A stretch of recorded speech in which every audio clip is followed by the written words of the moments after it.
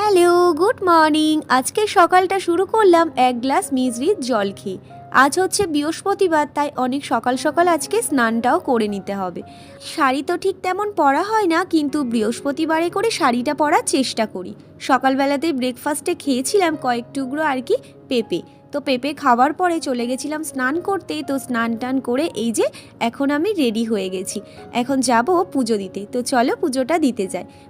এখানে পুজো দেওয়ার পরেই বাইরেও আমাদের একটা ছোট্ট মন্দির রয়েছে, তো সেখানেও পুজো দিতে যেতে হবে। এই যে প্রদীপ আর তার সাথে একটু ধূপ জ্বালিয়ে নিলাম, আর এখন আমার পুজো দেওয়া হয়ে গেছে।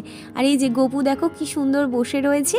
আর এই যে চলে এসেছি আমাদের বাইরের এই মন্দিরটাতে, আর এই তুলসী গাছে আর কি একটু জল দিয়ে দিলাম। এই সাইডে যে তুলসী গাছগুলো রয়েছে, এই তুলসী গাছের চারাগুলো না আমি ওই বাড়ি থেকে নিয়ে এসেছিলাম।